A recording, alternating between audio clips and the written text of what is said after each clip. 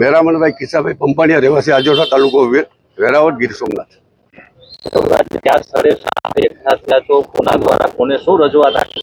આજે શ્રી મામલતદાર સાહેબની કચેરીમાં જે ભરૂચ ખાતે એક ફરિયાદ થયેલ છે, એના અનુસંધાને અમે સૌ આહિર જ્ઞાતિના પ્રતિનિધિઓ અને જવાબદાર માણસો મામલતદાર શ્રી મારફત સરકારનું ધ્યાન દોરવા માટે એકત્રિત થયેલા અને આવેદનના રૂપમાં અને મૌખિક મામલતદાર સાહેબને રજૂઆત કરેલી છે કે હવે આવા કોઈ કેસની અંદર હીરાભાઈ ડાયરેક્ટ ક્યાંય નથી, માનો કે, અને લાકડી સાપ માટે એવો ઘાટ જડાયેલો છે। બીજી વાત જોઈએ સાહેબ, તો સરકારશ્રી દ્વારા આ જે મજૂર યોજનાના કામ હોય એમાં કોઈ રોકટોક કે કોઈ અધિકારી કે કર્મચારી કે બહુ નહીવત છે। એમ માનો કે આજે દાખલા તરીકે 5 કરોડ રૂપિયાનો ખર્ચ કરવો હોય તો કોઈ એક માણસની ક્ષમતા એટલી 5 કરોડનો ખર્ચ કરવા માટેની હોય નહીં।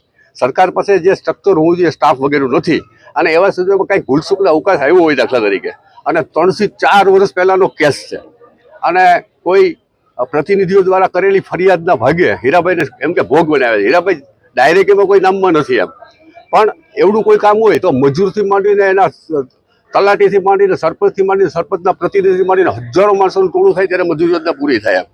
આમાં ખોટી રીતે કોઈ પણ છોકરા ભોગ ન બને, અને સ્વાભાવિક કોઈ મટીરિયલ સપ્લાયર હોય, કોઈ કામ કરવાવાળી એજન્સી હોય, અને એવા સંજોગોમાં સંપૂર્ણપણે તટસ્થ તપાસ કરી અને ન્યાયના હિતમાં સરકારની ભૂલ સરકાર સ્વીકારે, એજન્સીની જે ભૂલ હોય એજન્સી સ્વીકારે, અને એમ કરીને જો વહીવટ ન થાય તો ડગલે ને પગલે આવા બનાવ બનતા રહેશે।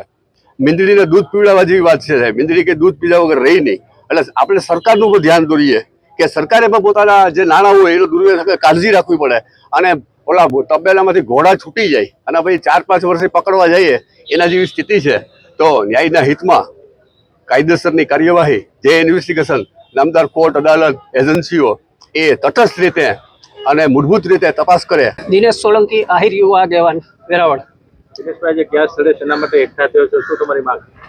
આજ અમે વેરાવળ આહિર યુવા મંચ દ્વારા, આહિર સમાજ દ્વારા એક આવેદનપત્ર આપ્યું છે મામલતદાર શ્રી વેરાવળ સાહેબને કે જે ભરૂચ ખાતે ફરિયાદ થઈ છે એમાં હીરાભાઈ જોટવા એમના પરિવારની કોઈ પણ સીધી રીતે સંડોવણી નથી। એમને નામે કોઈ પણ કંપનીઓ નથી, એમને નામે પોતે ત્યાં કામ કરવા પણ નથી ગયા, તેમ છતાં એ વેરાવળ આવી એમની ધરપકડ પૂછપરછ સ્ટેશન ડાયરીમાં પૂછપરછ એવું લખાવી અને ભરૂચ જઈને ત્યાં એમની ધરપકડ કરેલ છે અને 6 દિવસના રિમાન્ડ આપેલ છે। તો ન્યાયના હિતમાં અમે એ સાહેબ પાસેથી માગણી કરીએ છીએ કે તટસ્થ તપાસ કરવામાં આવે, ખરેખર નિર્દોષ છે। બાકી આગળની કાર્યવાહીમાં અમે અહીં મોટું આહિર સંમેલન બોલાવવા જઈ રહ્યા છીએ।